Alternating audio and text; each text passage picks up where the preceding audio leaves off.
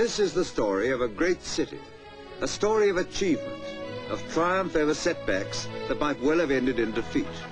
The proud story of Liverpool, with its famous names and memorable aspects of life during the past 50 years. These pictures, taken in 1907, recapture the yesterdays as they appear today. The sight of our parents and grandparents celebrating their heritage with a giant pageant staged in Wavertree Park. The principal landmark was its incorporation by King John in the year 1207. And this is the way they visualize King John granting the charter that brought that town into being.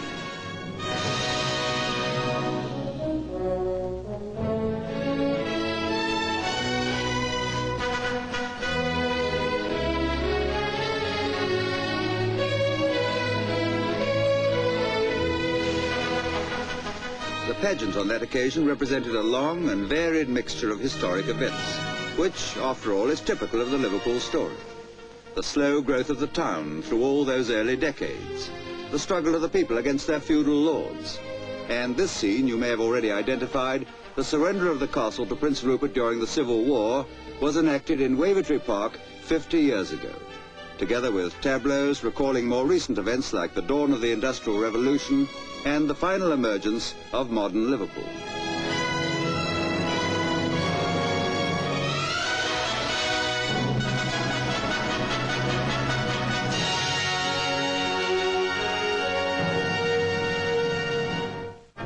And so, to its contribution to Britain's maritime power. For today, Liverpool is the greatest outlet for the nation's exports. In any one year, more than 30,000 vessels of over 42 million net registered tonnage sail in and out of the port. Throughout the world's trade routes, wherever there are cargoes to be carried, Liverpool ships are to be found. And 15 million tons of cargo are handled in these docks annually. A far cry from the year 1715, when Thomas Steers dammed the banks of a creek on the old Customs House site to create one of the first docks of the modern world.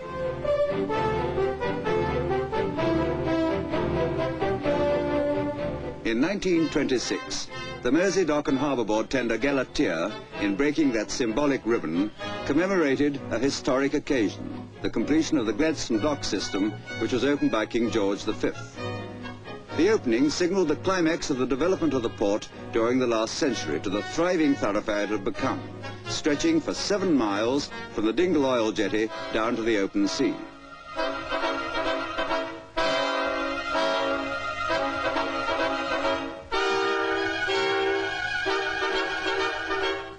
The transition from sail to steam brought a pressing need for bigger and deeper docks, which led to the completion of the Gladstone graving dock before the First World War, capable of taking the largest vessels afloat, like the beautiful Mauretania, the old pride of the Cunard fleet and holder of the Blue Ribbon of the Atlantic from 1907 to 1929.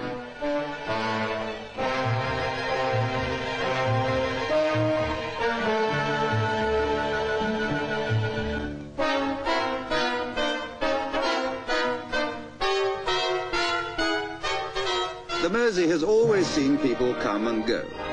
Among famous names have been Sir Auckland Geddes, Lady Asquith, seeing her daughter and son-in-law safely aboard at the Prince's Landing Stage, which still remains one of the greatest floating structures in the world and a tribute to Victorian engineering skill. Here was Lord Baden-Powell, who had founded the Boy Scout movement at Birkenhead in 1908. Then there were these familiar faces, Jack Hulbert and Cicely Courtnidge, taking a new show to New York.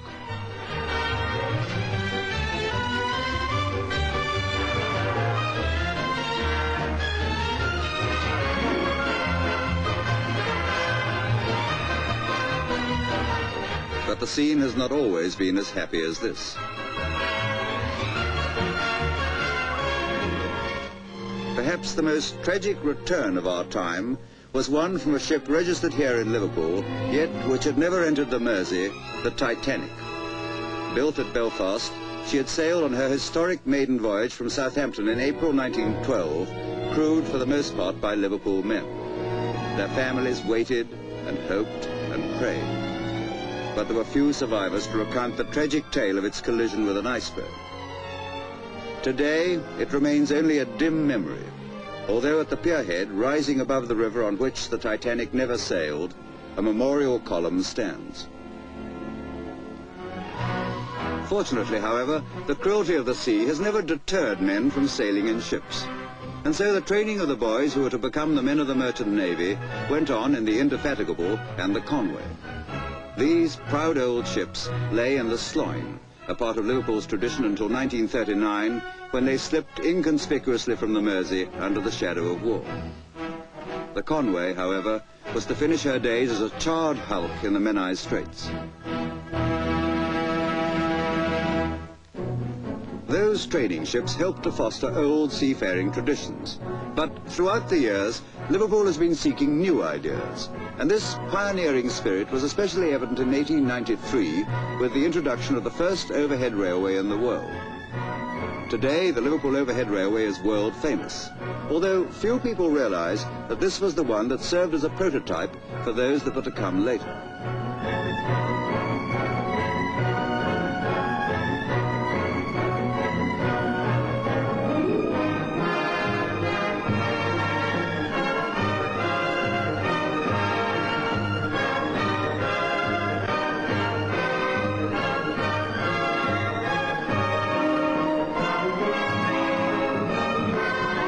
It ran the length of Liverpool docks from Dingle to Seaforth near many famous landmarks. The Cotton Exchange, the Town Hall, the Royal Liver Building, the echoes of its last train rumbled down the avenues of time in 1956. A sad day for the countless fathers and sons to whom it had been a natural Mecca with its grandstand views of the port at work. Today it still remains a nostalgic memory.